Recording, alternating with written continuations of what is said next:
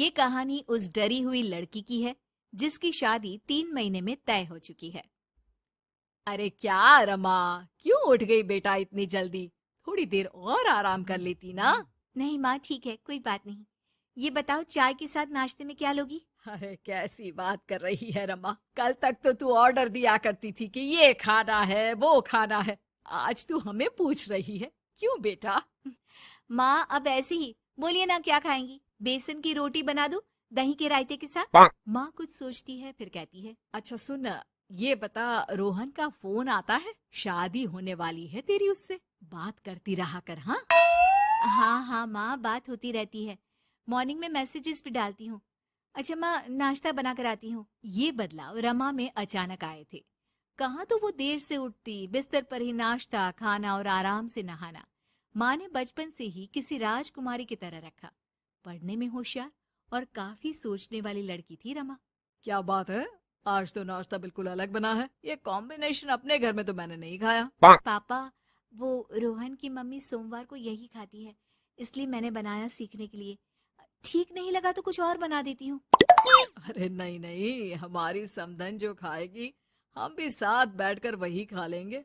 वैसे it's very healthy. हाँ Rama, good, very good. पापा के मुंह से तारीफ सुनकर रमा खुश हो जाती है।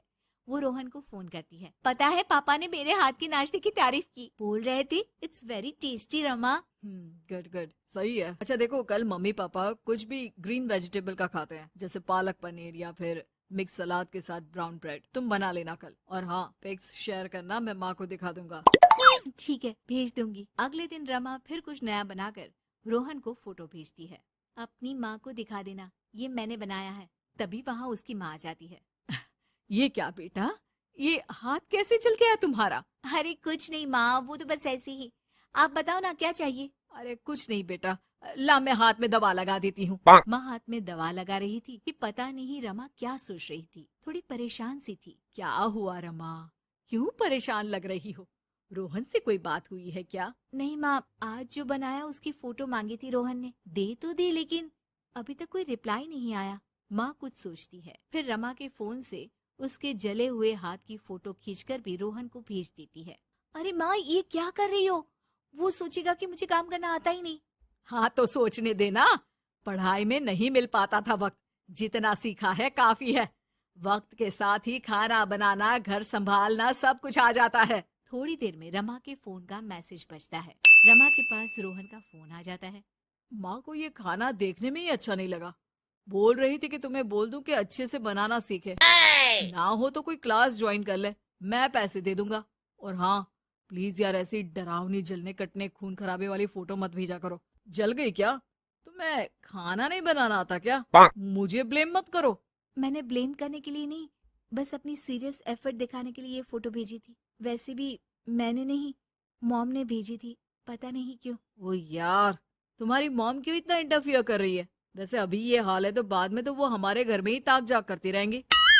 उनसे कहो कि मैं तुम्हें उस घर के लिए तैयार कर रहा हूँ जहाँ अब तुम्हें पूरी जिंदगी रहना है। रमा को रोहन की बात ठीक नहीं लगती।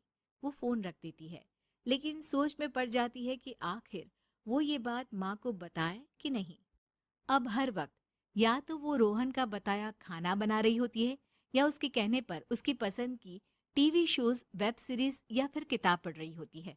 क्या बात है रमा, आजकल मैं देख रही हूँ कि तुम बहुत परेशान सी रहने लगी हो। कोई बात हो तो बता दो बेटा। नहीं माँ, वो रोहन ने कहा था कि उसकी पसंद मुझे पता होनी चाहिए, जिससे कल को हम साथ हो तो हम लोग मिलकर अच्छे से बात कर पाए। उसने कुछ वेब सीरीज देखने को कहा था, लेकिन क्या कहूँ माँ, मेरी तो समझ में ही नहीं आ रही वेब सीरीज। अरे तो बोल देना रोहन को नहीं देखनी, या फिर एक काम कर, तू उसे अपनी पसंद का सिर्फ एक गाना सुनने को बोल। ला मैं मैसेज कर देती हूँ।